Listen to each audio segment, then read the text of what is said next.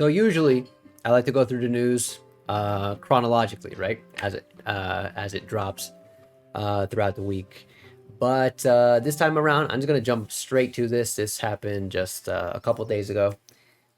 We got the announcement of the final and last. Both of those words mean the same thing. Character for Super Smash Brothers Ultimate. Um, this is it. This is there will not be any other characters released for the game after this.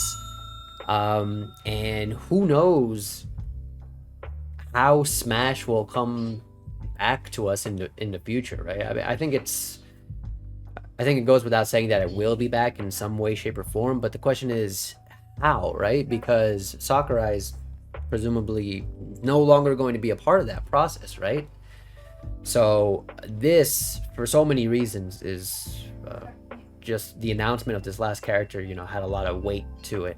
So that's one aspect of it, right? The aspect that it's like the totality of it, right? That it's all coming to an end, right? The other aspect is that it's freaking Sora, man. This character is the most highly requested character to be in Smash since they showed us. I think they showed it here in the video, or there was a survey that they did actually for who people would want to see in Smash Brothers. I think, let me look it up. We're talking about all the way back in 2015, a fan survey poll, open-ended, right? So people could suggest any character that they wanted. The poll being for the most requested character to be in Super Smash Brothers, and of course, the one character topping the charts then was Sora, and it only took 6 years, but we made it. We're here, baby. I'll be honest. I didn't expect for this to impact me as much as it did. Kingdom Hearts is a really big deal for me. It probably comes as somewhat of a surprise. It's not like I dedicate myself to making content of that game, and I haven't played it right on stream or anything like that. There is a video of me playing Kingdom Hearts. I'll put the link if you're watching this on YouTube. Yep, there. I'll put the link there of me playing Kingdom Hearts 3 Critical Mode. That was when it first dropped, and I was trying that out. It was a good time. So it may come as a surprise, but it is a really big deal for me, Kingdom Hearts. I grew up with the game. I'll never forget the moment when I got the game. It was back when I was living in Cleveland. I was in high school. I think it was like I was freshman year, so I had to be like 14, around there. And we went to GameStop one day, and I don't know if I went to get anything in particular, but it turns out that they had a deal going on for buy two get one free, right? Buy two get one free. So I decided, I didn't intend on taking advantage, but my dad said, I mean, go for it, right? It was great because back in those days, the amount of new games that I would get my hands on would be a very limited amount, right? So I was super happy, super pumped. I'm like, yes, I get to get 3 new games. I'm actually having trouble remembering what the 3 games in particular were, but I remember 2 of them very clearly. Burnout 3, which I spent so much time playing that. That game was so much fun. And the other one was Kingdom Hearts. At this point, the game had already been out for, I want to say, years. Yeah, because I think at that point, Kingdom Hearts 2 was already out and everything. But I always kept an eye on it. It always seemed interesting to me. It always like sparked an interest into me. Something about that game just called to me. Just, I don't know if it was the Disney characters or maybe it was the catchy song that always came on when the commercial was on TV. But I was hooked. I wanted to play Kingdom Hearts so badly, and I finally had the opportunity to do so. And I'll never forget that experience of going through that game. It was magical. Magical is the right word. And it struck a chord. I never expected the game to go through, to have the story that it had, to touch on the things that it touched on. And it was just special. It was just so special. It hit a special part. And I was hooked. From that point on, I was hooked. Shortly afterwards, I got the second installment, played through that, loved that one even more than the first, with the upgraded fluidity and combat and the new world and everything. Outstanding.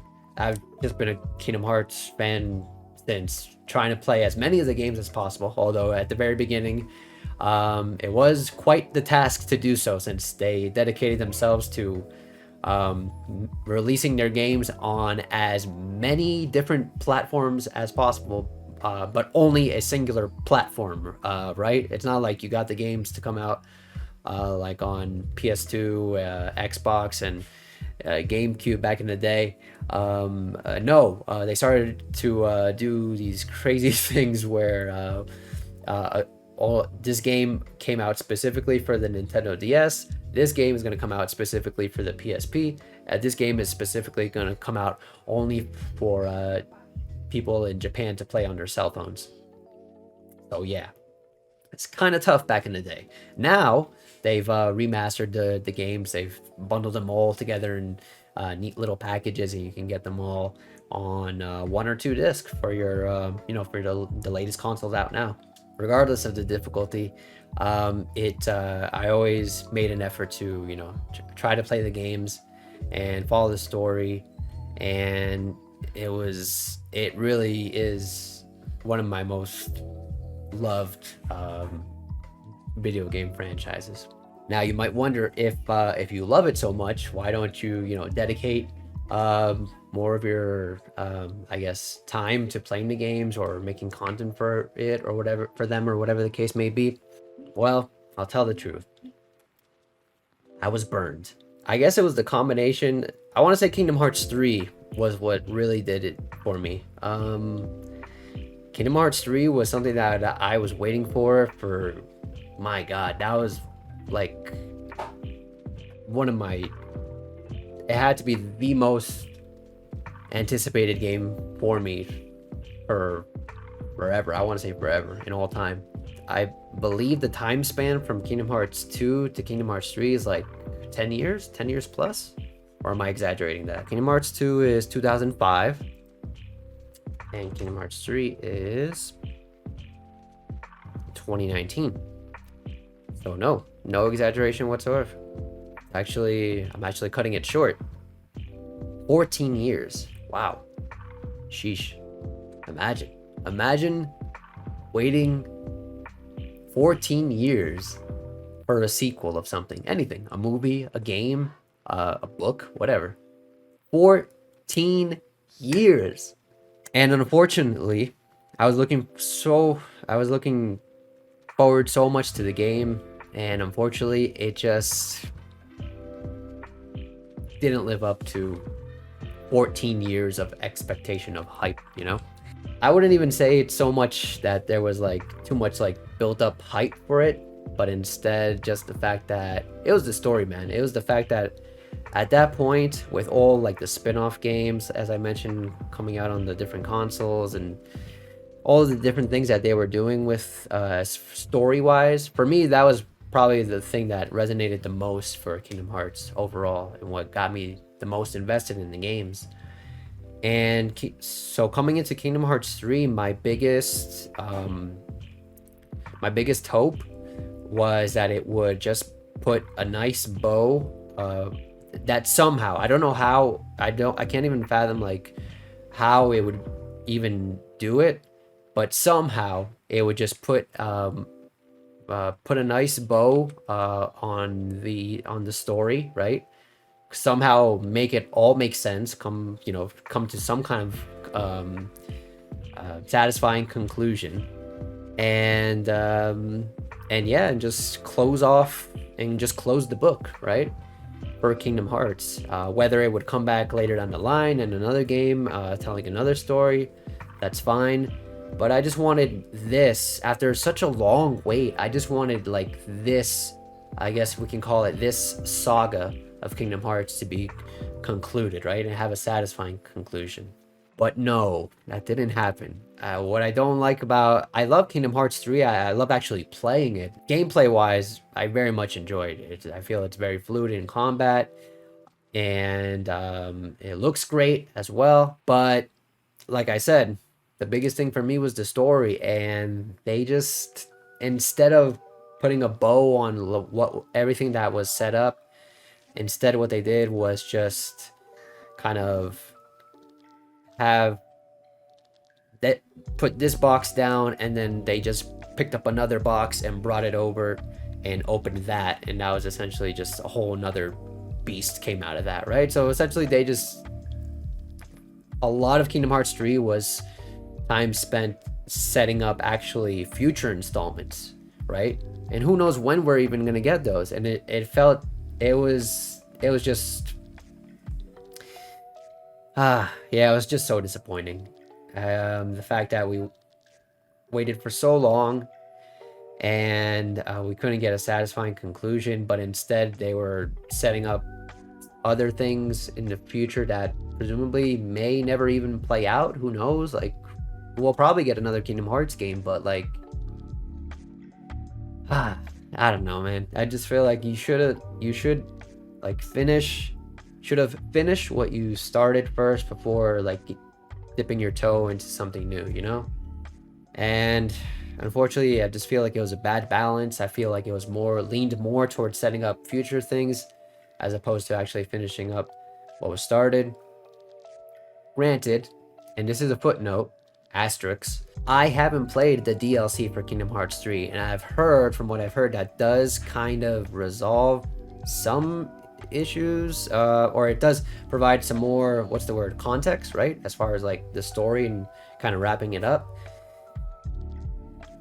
So maybe my mind will change once I play through the DLC, when I play through the DLC eventually. But just having the game as they released it, as they intended for us to play it on its initial release, it was a letdown. It was a letdown. On top of that, I just want to mention my experience playing.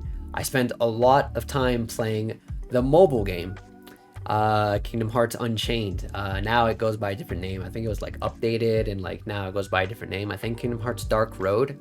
I think they're one and the same. I'm not exactly sure because I stopped following it, but I played that game religiously when it came out, and I mean day after day. I did not miss a day in which I logged in, even though I was part of like the weakest faction, right? Shout out to, I don't even remember the names of the factions, but it was the one with the bear. So shout out to you guys. I did what I had to do, and it was grueling and it was painstaking at times, but I played it because I love Kingdom Hearts. But eventually it did get to a point where I just could not play it anymore, right? And it's a shame because I feel like the moment that I stopped playing it, I actually played it like nonstop for 2 years. It was after 2 years that I just quit cold turkey. I had to. It just took up too much of my time, and at the end of the day, it wasn't giving me anything in return for that, right? So basically, the combination of these two things, right? The combination of the mobile game and Kingdom Hearts, it has left me very empty towards Kingdom Hearts. And I'm knowing as well that nothing else is going to come out of this series for quite some time. Who knows when the next game is going to come out. I want to say it'll probably be at the very least 5 years. So I want to say we're not going to get, not anything else from Kingdom Hearts until like 2024, I want to say, right? So yeah, just the combination of all those things just kind of left me cold and dry of Kingdom Hearts and just disconnected, right? And I kind of just forgot about the impact that it's had on my life. I thought about the possibility of Sora being announced for Smash Brothers here, and I thought to myself, it was one of two things. If it was to be Sora, I thought, okay, fine.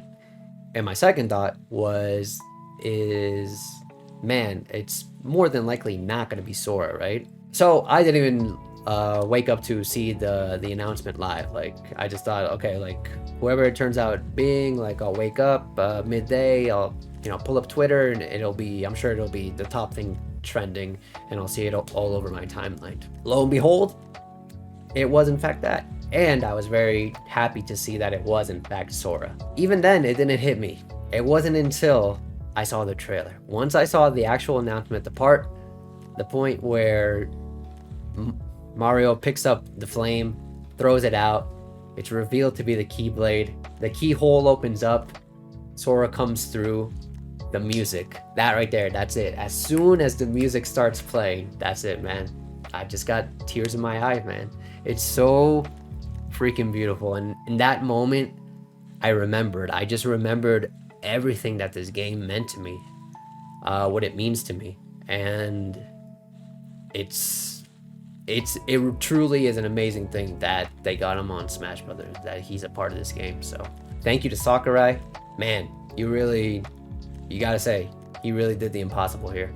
Out of all the characters, this has to be the one that had so many loopholes, so many so much struggle. This one must have had the most struggle as far as licenses and negotiating. They had to sit down with the mouse and come to terms as far as to get Sora on this game. And it's crazy. It's just absolutely crazy to say that we live in a world where Sora's in Smash Brothers and you can play with Sora alongside Pikachu, alongside Mario. The fact that he's just a part of this game and he's there and you're able to interact with him, with all these other characters from all these other games. Sonic, the fact that Sonic and Sora are in the same game, it's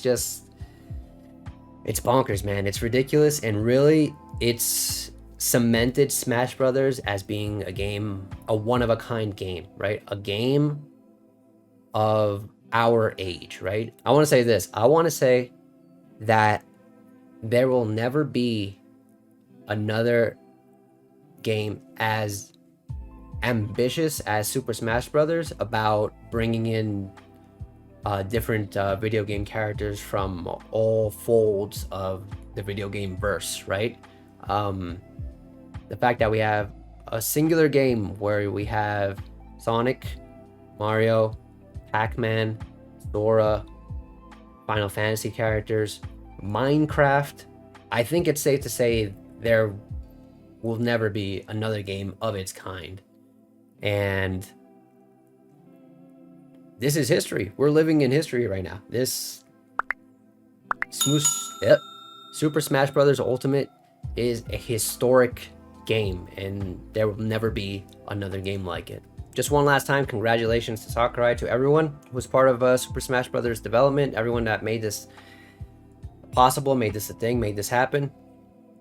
Congratulations and thank you. And now I really need to get a Switch.